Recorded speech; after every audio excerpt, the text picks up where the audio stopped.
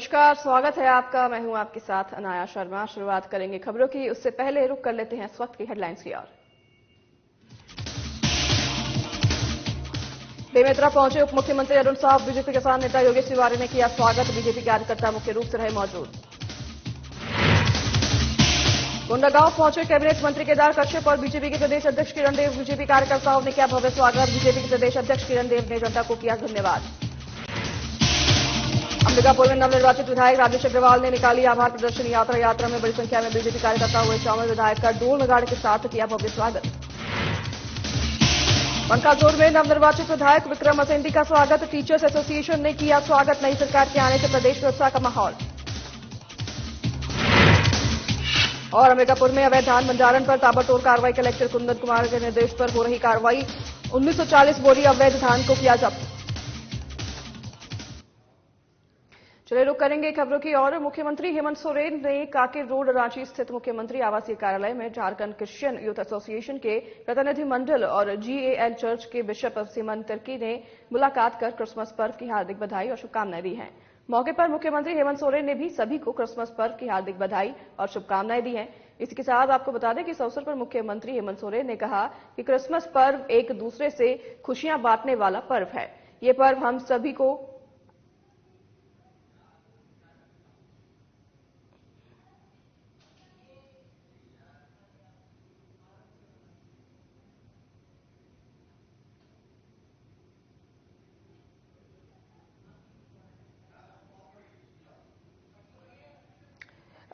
शुरुआत करेंगे खबरों के। दिल्ली दौरे को लेकर साय ने कहा है कि कल दिल्ली में प्रधानमंत्री नरेंद्र मोदी, राष्ट्रपति, उपराष्ट्रपति, केंद्रीय गृह मंत्री समेत केंद्रीय नेतृत्व से मुलाकात की और शपथ ग्रहण के बाद सीएम को यह पहला दिल्ली दौरा था। सीएम ने बताया कि समृद्ध छत्तीसगढ़, खुशहाल छत्तीसगढ़, भयमुक्त छत्तीसगढ़ बनाने में केंद्र सरकार ने सहयोग करने का आश्वासन दिया है। मुख्यमंत्री साय ने कहा है कि डबल इंजन की सरकार में केंद्र की अहम भूमिका है। वहीं सौभाग्य की बात है कि छत्तीसगढ़ के विकास के लिए अब संसाधनों की कमी नहीं होगी, केंद्र से भरपूर सहयोग मिलेगा। वहीं किसानों के 2 साल के बोनस को लेकर सीएम साय ने कहा कि मोदी की गारंटी में हम लोगों का वादा था।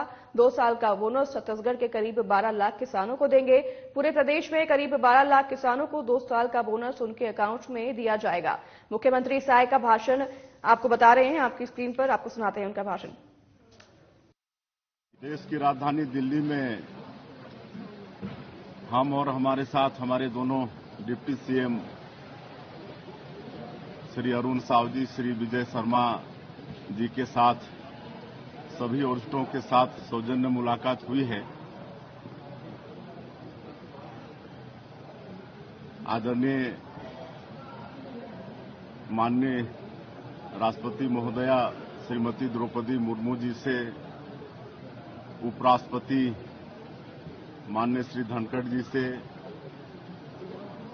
देश के यशस्वी प्रधानमंत्री श्री नरेंद्र मोदी जी से, देश के गृह मंत्री माननीय श्री अमित शाह जी से, राष्ट्रीय अध्यक्ष श्री JP नड्डा जी से, फाइनेंस मिनिस्टर श्रीमती निर्मला सीतारमण जी से, रेल मंत्री आदरणीय श्री अश्विनी वैष्णव जी से, सबसे एक ही दिन में मुलाकात हुई है।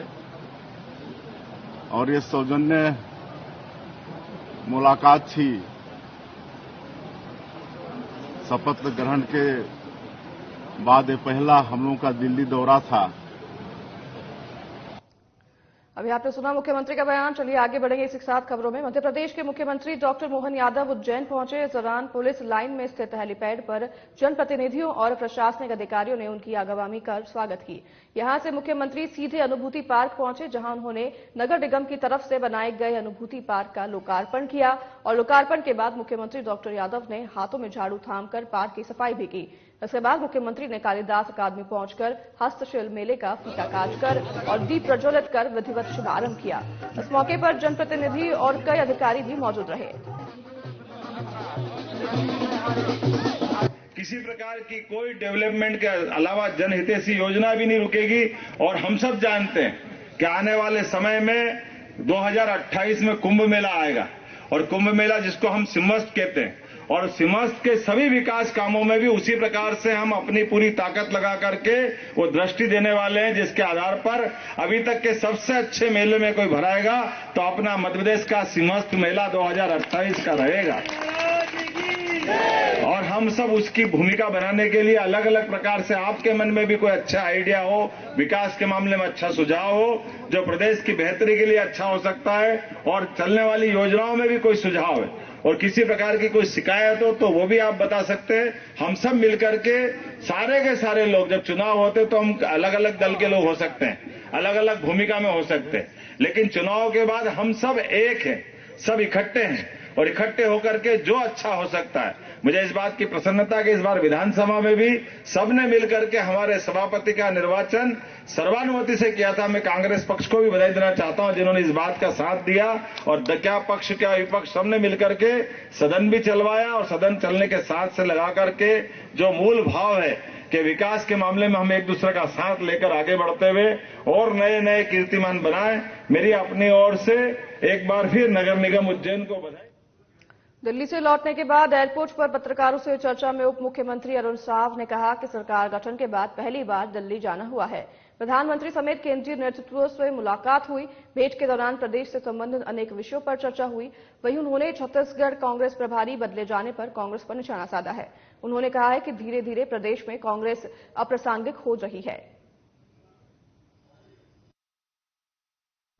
कांग्रेस पार्टी का ये अंदरूनी मामला है, उस पर मुझे कोई टिप्पणी करना उचित नहीं है। फिर भी जिस प्रकार से आज कांग्रेस में भगदड़ की स्थिति है, जूतम पैजार हो रहा है, प्रभारी बदलने से भी कोई लाभ नहीं होगा। आने वाले लोकसभा चुनाव में छत्तीसगढ़ में 11 की 11 सीटें भारतीय जनता पार्टी जीतेगी। माननीय मुख्यमंत्री जी का यह विशेषाधिकार है मंत्रिमंडल का गठन करना, मंत्रियों के विभाग निर्धारित करना, पर मुझे लगता है कि बहुत जल्दी मंत्रियों के विभागों का आवंटन हो जाएगा सरकार बनने के बाद। परंतु भेंट के दौरान प्रदेश से संबंधित अनेक विषयों पर चर्चा बातचीत हुई है, सकारात्मक चर्चा हुई है, उत्साहजनक चर्चा हुई है। केंद्र सरकार के सहयोग से हम छत्तीसगढ़ की खुशहाली और तरक्की के लिए काम करेंगे। कांग्रेस के प्रभारी बदले जाने पर मंत्री ब्रजमोहन अग्रवाल ने कांग्रेस पर तंज कसा है। ब्रजमोहन अग्रवाल ने कहा कि कांग्रेस को फिर से हाशिए पर ले जाएंगे। पायलट कब डुबो देगा और कब उड़ा देगा, इसका कोई भरोसा नहीं है।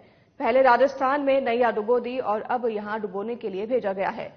वहीं पीसीसी चीफ दीपक बैज के राम के अलावा कोई मुद्दा नहीं है वाले बयान पर ब्रजमोहन अग्रवाल ने पलटवार करते हुए कहा कि अभी तो 15 दिन ही हुए हैं। कांग्रेस डरी और घबराई हुई है। 22 जनवरी को अयोध्या में विश्व के जननायक जन जन के मन मन के प्राणपिता भगवान राम का जन्मस्थल पर मंदिर बन गया और जिस दिन प्राण प्रतिष्ठा होगी उस दिन कांग्रेस का सफाया हो जाएगा। फिर से हाशिए पर ले जाएंगे और पायलट कब डुबो देगा और कब उड़ा देगा इसका कोई भरोसा नहीं। अब उन्होंने पहले राजस्थान में नैया डुबो दी, अब यहां पर डुबोने के लिए भेजा गया। उनको सबक सिखा दिया कि पीएससी का जो घोटाला है वो छत्तीसगढ़ के 20 लाख से ज्यादा नौजवानों के भविष्य को उसने बर्बाद किया है। और बीजेपी के पहले राज्यपाल जी के घोषणा पत्र में कहा गया है कि हम यूपीएससी की तर्ज पर पारदर्शिता के साथ और पीएससी में भर्ती करेंगे। वो इतने डरे और घबराए हुए हैं। जब 22 जनवरी को अयोध्या में विश्व के जननायक जन जन के मन मन के प्रणेता भगवान राम का और फिर से भव्य उनके जन्म स्थान पर मंदिर बन गया और उसका उस दिन प्राण प्रतिष्ठा होगी, मुझे लगता है कि उस दिन कांग्रेस का सफाया। प्रदेश के उप मुख्यमंत्री अरुण साव के प्रथम बेमेतरा आगमन पर हेलीपैड में बीजेपी किसान नेता योगेश तिवारी ने अपने साथियों के साथ स्वागत किया। इस दौरान किसान नेता योगेश तिवारी ने कहा कि अरुण साव को उप मुख्यमंत्री बनाया जाना छत्तीसगढ़ के लिए उपलब्धि है। अब बेमेतरा जिले में विकास के लिए राशि की कमी नहीं होगी। वहीं उनके नेतृत्व में छत्तीसगढ़ विकास की नए आयाम हासिल करेगी। वहीं इस अवसर पर बीजेपी के कार्यकर्ता मुख्य रूप से मौजूद रहे।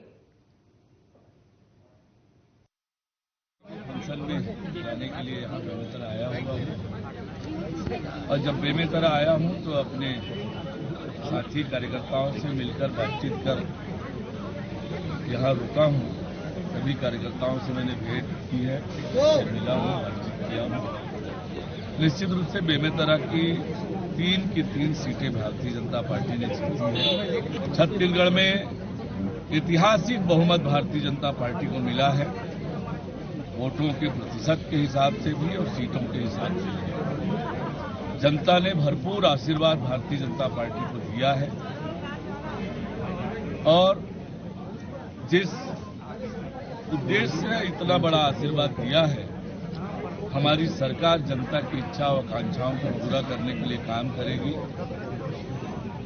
एक खुशहाल छत्तीसगढ़, समृद्ध छत्तीसगढ़ और विकसित छत्तीसगढ़ बनाने के लिए हम काम करेंगे। मोदी की गारंटी देने की शुरुआत हमने कर दी है। 13 तारीख को शपथ ग्रहण हुआ और उसके बाद 14 तारीख को कैबिनेट की पहली बैठक में 18 लाख परिवार के सपनों को साकार करने का काम प्रधानमंत्री आवास देकर हमारी सरकार ने किया है। कल भारत रत्न पूर्व प्रधानमंत्री, छत्तीसगढ़ राज्य के निर्माता अटल बिहारी वाजपेयी जी का जन्म जयंती है, जिसे पूरा देश सुशासन दिवस के रूप में मनाता है। और घोषणा पत्र में जो हमने वायदा किया था कि 2 साल का वो पुराना बोनस जिसे देने का वादा करके कांग्रेस की सरकार मुकर गई थी, कल हम किसानों के खाते में 2 साल का पुराना बोनस लगभग 12 लाख किसान और 3,700 करोड़ रुपए किसानों के खाते में हम डालने वाले हैं। कोंडागांव में कैबिनेट मंत्री माननीय केदार कश्यप और नवनियुक्त बीजेपी के प्रदेश अध्यक्ष माननीय किरण देव का भव्य स्वागत किया गया। आपको बता दें कि नवनियुक्त बीजेपी प्रदेश अध्यक्ष किरण देव भी मंत्री जी के साथ कोंडागांव पहुंचे। वहीं बीजेपी कार्यालय से कार्यकर्ताओं और पार्षदों के द्वारा गजमाला पहनाकर स्वागत किया गया। बीजेपी प्रदेश अध्यक्ष किरण देव संबोधित करते हुए प्रदेश की जनता को बीजेपी पर विश्वास करते हुए बीजेपी की सरकार बनाने के लिए धन्यवाद दिया और कहा कि मोदी जी की गारंटी के सभी वादों को पूरा करेंगे। उसी कड़ी में पूर्व प्रधानमंत्री अटल बिहारी वाजपेयी के जन्मदिन 25 दिसंबर को सुशासन दिवस के रूप में मनाते हुए किसानों के खातों में 2 वर्ष के बोनस डाले जाने की बात कही। सरकार बनने के बाद छत्तीसगढ़ में भारतीय जनता पार्टी की और हमारे मंत्रियों के भारतीय जनता पार्टी के मंत्रिमंडल के गठन के बाद आदरणीय हमारे मंत्री केदार कश्यप जी और मैं स्वयं आज हम लोग तो कितने दिनों वहीं से आज बस्तर क्षेत्र में जा रहे हैं। लगातार सभी कार्यकर्ताओं ने उत्साहपूर्वक सभी का सम्मान किया, अभिनंदन किया। उसका लिए सभी कार्यकर्ताओं का हृदय से आभारी है, धन्यवाद है। पूरे बस्तर संभाग के सहित पूरे छत्तीसगढ़ की जनता का जो श्रेष्ठ जनता है उसका मैं बहुत बहुत अभिनंदन, सभी का अभिनंदन करता हूँ। चाहे वो किसी भी जनजाति समुदाय वर्ग विशेष के हो, सभी ने बहुत प्यार, बहुत स्नेह दिया भारतीय जनता पार्टी को और बहुत अच्छे संख्या में विधायक चुन के आए, सरकार बनी।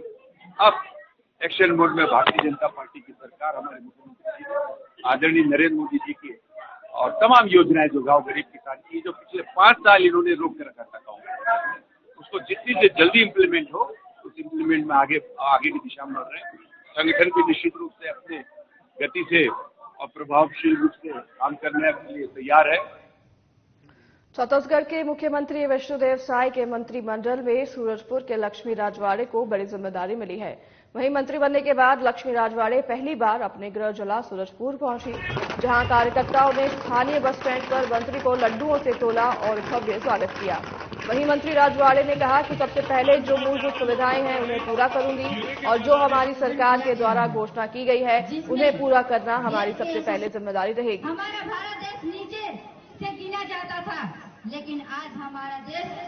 भारतीय जनता पार्टी और संगठन को बहुत बहुत धन्यवाद देना चाहूँगी, क्योंकि भारतीय जनता पार्टी एक ऐसी पार्टी है जो छोटे से कार्यकर्ता को बहुत ऊंचे तक ले जाती है और उसी के साथ आज परिणाम है, क्योंकि आज जनता का आशीर्वाद नहीं मिला रहता तो शायद मैं यहाँ नहीं रहूँगी।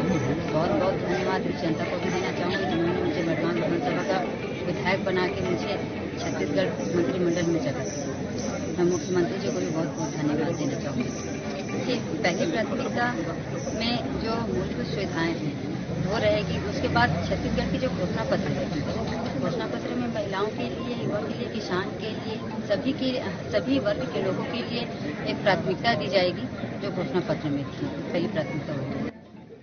किसान अभी तक चिंतित है। धान का समर्थन मूल्य अभी तक उनको नहीं पता चल पाया है। धान खरीदी की 21 कुंटल की घोषणा तो हो गई है, लेकिन किस दर पे खरीदी होगी इसके लिए अभी तक किसान चिंतित हैं।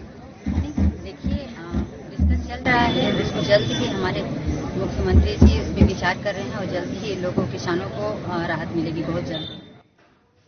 छत्तीसगढ़ प्रदेश सहित पूरे भारतवर्ष में अटल बिहारी वाजपेयी के जन्म दिवस को सुशासन दिवस के रूप में मनाया जा रहा है।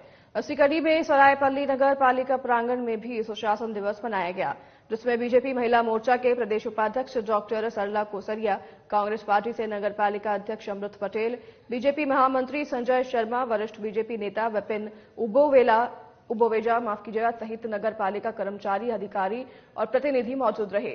वहीं सुशासन दिवस के उपलक्ष्य में जनप्रतिनिधियों ने अटल बिहारी वाजपेयी के लिए गए जन कल्याणकारी कार्य, योजनाओं और उनके अमूल्य योगदान के बारे में विस्तार से बताया। उसी के साथ उनके बताए रास्ते पर चलकर एक नए भारत का निर्माण करने में अपना योगदान देते हुए सुशासन दिवस की सबको बधाई दी। सुशासन दिवस माननीय हमारे श्रद्धेय अटल बिहारी वाजपेयी जी, आज उनके जन्म दिवस है और उसे जन्म दिवस को सुशासन दिवस के रूप में मनाया जा रहा है। सुशासन यानी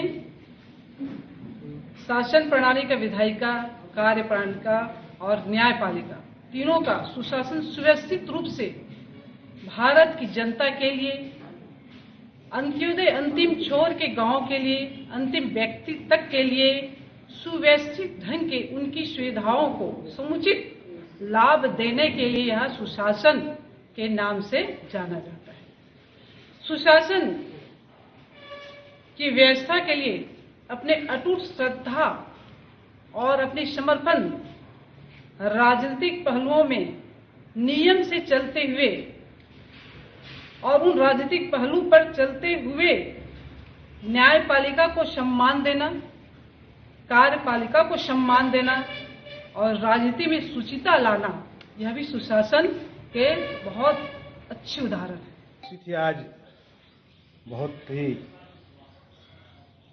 आज इस दिवस को हम मना के गौरवान्वित हो रहे हैं। निश्चित तौर पर एक अटल बिहारी वाजपेयी पार्टी के नहीं, एक विपक्ष के लोग भी उसको एक माना करते थे या सलाह मुस्कुरा लेते थे। एक आदरणीय नेता के रूप में वो उभरे और मृदुभाषी। निश्चित तौर पर उनकी सुशासन शासन समय कोई, जैसे हमारे पूर्व वक्ताओं ने जो बताया, सड़क के जाल बिछाना, नदी नालों नहर में इंडिकेट करना, इनकी प्रथम और हमारे देश को एक अच्छा दिशा की ओर ले जाना एक शुरुआत की थी। आज उसका फल अपने को मिल रहा है। ये आज जो है भारत रत्न पूर्व प्रधानमंत्री श्रद्धेय आदरणीय अटल बिहारी जी वाजपेयी के जन्म दिवस को आज सुशासन दिवस के रूप में मनाया गया है, जिसके लिए यहाँ एक कार्यक्रम आयोजित किया गया था। उस कार्यक्रम में आदरणीय अटल जी को श्रद्धांजलि दी गई, संगोष्ठी का आयोजन किया गया और कविता पाठ किया गया और हर्षोल्लासपूर्वक आज जन्म दिवस माननीय अटल जी का मनाया गया। अंबिकापुर में विधानसभा के नवनिर्वाचित विधायक राजेश अग्रवाल की आभार प्रदर्शन यात्रा निकाली गई। बता दें कि यात्रा में बड़ी संख्या में बीजेपी कार्यकर्ता और शहरवासी शामिल हुए। वहीं स्वामी विवेकानंद की प्रतिमा में माल्यार्पण भी कर यात्रा का समापन किया गया। बता दें कि आभार यात्रा के दौरान जय स्तंभ चौक में शहर के युवाओं ने ढोल नगाड़ों और पटाखों के साथ भव्य स्वागत किया, जिसमें मेवे से नवनिर्वाचित विधायक राजेश अग्रवाल को तोलकर मेवे को सभी में बांटकर जीत का जश्न मनाया गया।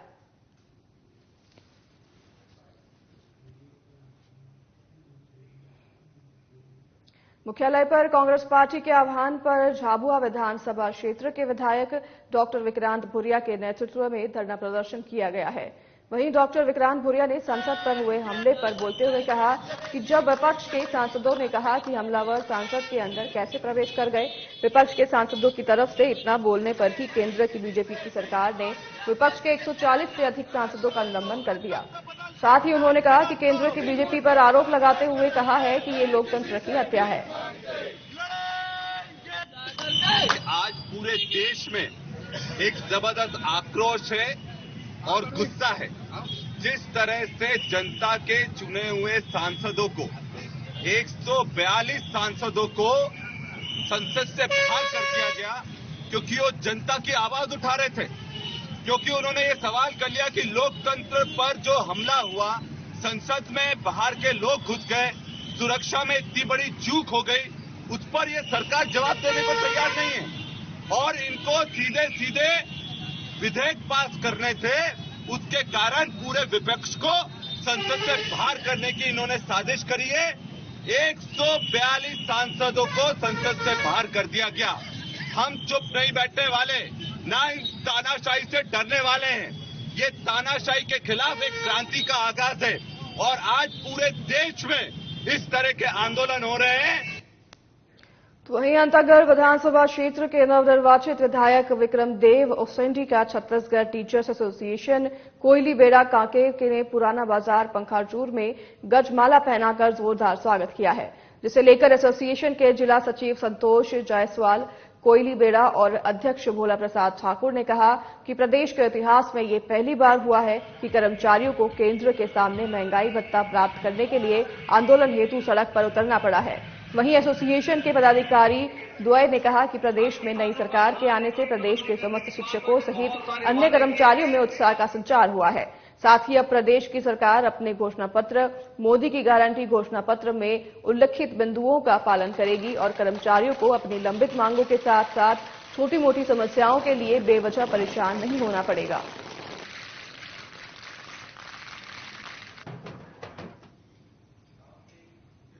खबर शमशाबाद से है, जहां ग्राम सांगुल और वर्धा के बीच राम पहाड़ी पर चल रही 9 दिवसीय श्री राम कथा का 5वां दिवस सफलतापूर्वक संपन्न हुआ। आपको बता दें कि श्री राम कथा में आज की कथा अयोध्या से पधारो मानस मंझारी उमा देवी ने की। इसी के साथ भक्तों ने श्री राम के जन्म की कथा सुनी और भारी संख्या में भक्तों ने कथा में पधार कर धर्म लाभ अर्जित किया।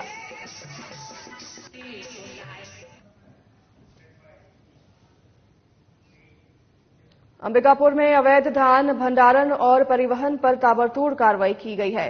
कलेक्टर कुंदन कुमार के निर्देश पर शहर और आसपास के इलाकों में कार्रवाई की जा रही है।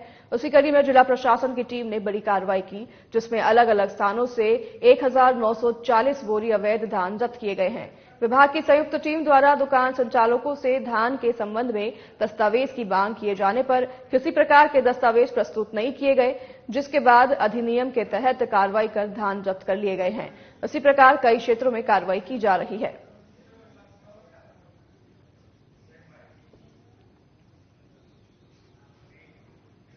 अंबिकापुर में इन दिनों शराब में मिलावट को लेकर खबरें लगातार सामने आ रही है। वहीं कई समाचार माध्यमों से प्राप्त मंदिरा दुकान में शराब की बोतल में मिलावट संबंधी खबरों पर प्रशासन की तरफ से त्वरित संज्ञान लिया गया है। साथ ही जिला आबकारी अधिकारी ने बताया कि समाचार माध्यमों से प्राप्त खबर और संबंधित वायरल वीडियो की जांच पड़ताल कराई गई और जांच के बाद ये पाया गया कि संबंधित वीडियो के स्थान और समय के संबंध में स्पष्टता नहीं है। वीडियो में दिख रहे कर्मी पूर्व में ही सेवा से पृथक कर दिए गए थे। जिले की विभागीय टीम और संभागीय उड़नदस्ता की टीम द्वारा मदिरा दुकानों की नियमित निरीक्षण और जांच कार्य किया जा रहा है। वर्तमान में मिलावट और अन्य अनियमितताओं से संबंधित किसी भी प्रकार की शिकायत नहीं है।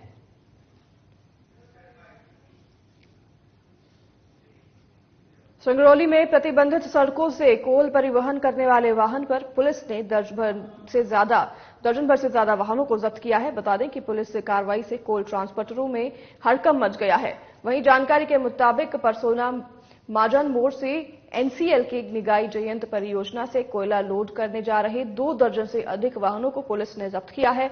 वहीं सभी वाहनों को थाना परिसर में सुरक्षित खड़ा कर दिया गया है।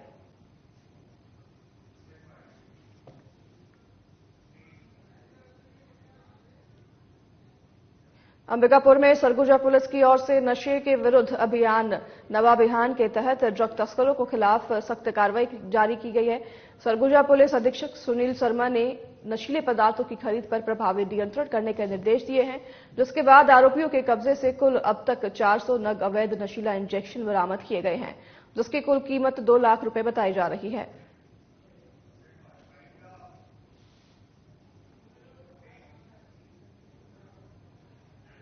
उस बुलेटिन में हमारे साथ बस इतना ही। मैं नाया शर्मा बाप से लूंगी विदा। नमस्कार।